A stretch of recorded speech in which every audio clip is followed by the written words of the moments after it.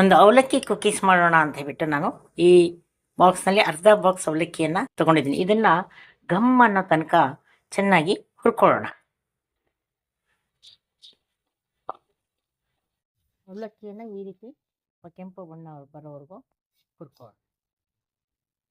ಇದನ್ನೊಂದು ತಟ್ಟೆಗೆ ವರ್ಗಾಯಿಸ್ಕೊಂಡ್ಬಿಡೋಣ. ಈಗ ನೇರವಾಗಿ ನಾನು ಮಿಕ್ಸರ್ ಬೌಲ್ಗೆ ಇದನ್ನು ಹಾಕ್ಕೊತಾ ಇದ್ದೀನಿ.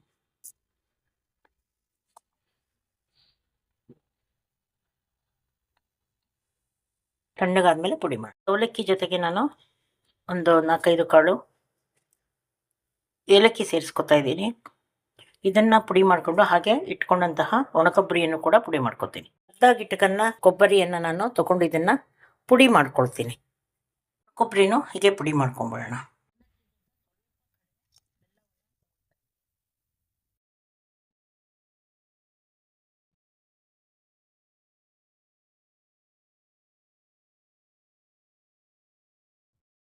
ಸೋಸ್ಕೊತಾ ಇದ್ದೀನಿ. ಕಲ್ಲು ಕಸ ಏನಾರು ಇದ್ದರೆ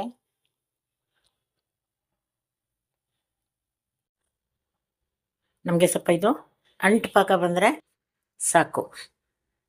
ತುಂಬ ಗಟ್ಟಿಯಾಗಿಬಿಟ್ರೆ ಕೊನೆಗೆ ನಾವು ಕುಕ್ಕುಸ್ ಮಾಡಲಿಕ್ಕೆ ಆಗಲ್ಲ, ಗಟ್ಟಿಯಾಗಿಬಿಡುತ್ತೆ. ಹಾಗಾಗಿ ನಾನು ಸ್ವಲ್ಪ ಅಂಟು ಪಾಕ ಮಾತ್ರ ತೊಗೋತಾ ಇದ್ದೀನಿ. ನೋಡಿ, ಇಷ್ಟು ಬಂದರೆ ಸಾಕು. ಈಗ ಪಾಕವನ್ನು ನಾವು ಸ್ವಲ್ಪ ಅಂಟು ಬಂದಮೇಲೆ ಕೆಳಗಿಳಿಸಿಟ್ಕೊಂಡಿದ್ದೀನಿ. ಇದಕ್ಕೆ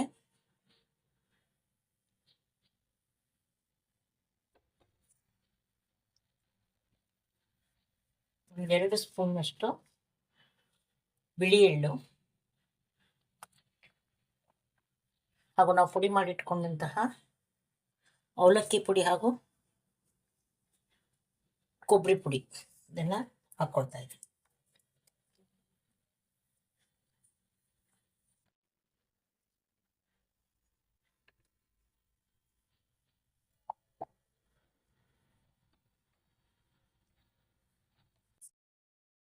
ಅದಕ್ಕೆ ಒಂದು ಅರ್ಧ ಚಮಚದಷ್ಟು ತುಪ್ಪ ಹಾಕ್ಕೊಂಡು ಇವೆಲ್ಲ ಚೆನ್ನಾಗಿ ಮಿಶ್ರಣ ಮಾಡ್ಕೊತೀನಿ.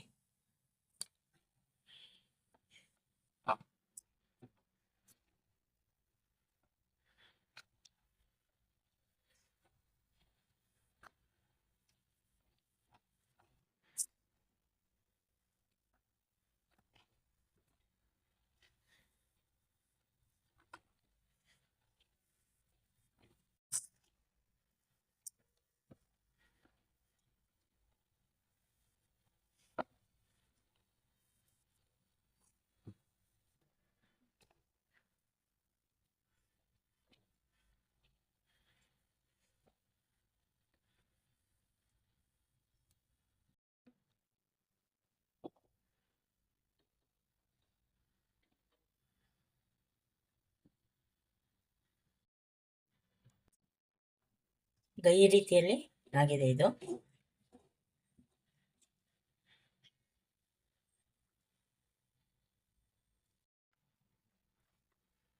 ಕೈಯಲ್ಲಿ ಮುಟ್ಟುವಷ್ಟು ಈಗ ತಣ್ಣಗಿದೆ.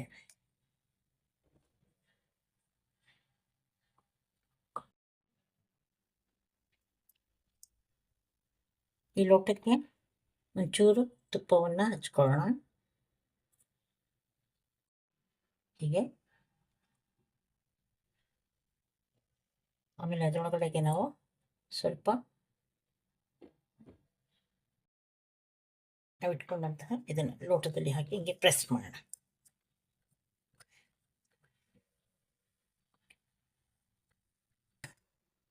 ಆಮೇಲೆ ಇದಕ್ಕೆ ಹಿಂಗೆ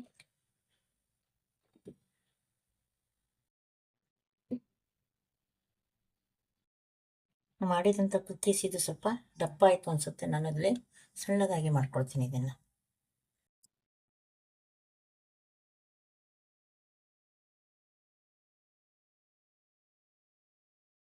ಇದಕ್ಕೆ ಹಾಕ್ಕೊಂಡು ಪ್ರೆಸ್ ಮಾಡಿ ಇದಕ್ಕೂ ಕೂಡ ನಾವು ಕೆಳಗಡೆ ಒಂಚೂರು ತುಪ್ಪವನ್ನು ಹಾಕ್ಕೊಂಡು ಪ್ರೆಸ್ ಮಾಡಿ ಇದನ್ನು ಈಗ ಹೊಡೆದ್ರೆ ಈ ಥರ ಬರುತ್ತೆ.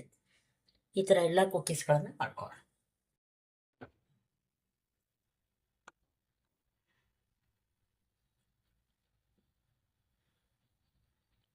ಇದ್ರ ದೊಡ್ಡ ಲೋಟದೊಳಗಡೆಗೆ ಸ್ವಲ್ಪ ಹಾಕಿಬಿಟ್ಟು ಇನ್ನೊಂದು ಲೋಟದಿಂದ ಅದನ್ನು ಒತ್ತಬೇಕು.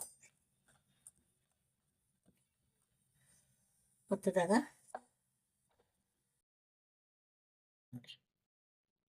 ಬಂತು.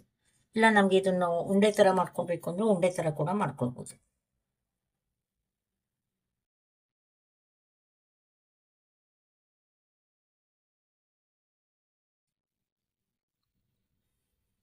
ಇಲ್ಲಿ ಒಂಚೂರು ತುಪ್ಪವನ್ನು ಹಾಕ್ಕೊಳ್ಳೋದು, ಹಾಗೆ ಪುಡಿಯನ್ನು ಹಾಕ್ಕೊಳ್ಳೋದು, ಇದನ್ನು ಪ್ರೆಸ್ ಮಾಡೋದು.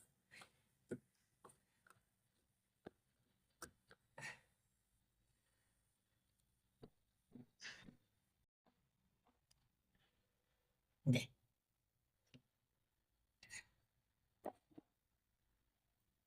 ಈ ರೀತಿಯಾಗಿ ನಾವು ಎಲ್ಲವನ್ನು ಮಾಡ್ಕೊಳ್ಳೋಣ. ನಾನು ಇದಕ್ಕೆ ತುಪ್ಪವನ್ನು ಹಚ್ಕೊಂಡು ಹಾಗೆ ಗೋಡಂಬಿಯನ್ನು ಕೂಡ ಹಾಕ್ಕೋತಾ ಇದ್ದೀನಿ. ಒಂಚೂರು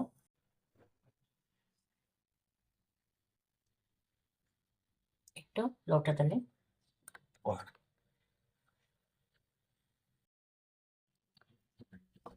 ಅವಾಗವಾಗ ಈ ಮೇಲಿನ ಲೋಟಕ್ಕೂ ಕೂಡ ನಾವು ಹಾಕ್ಕೋಬೇಕು.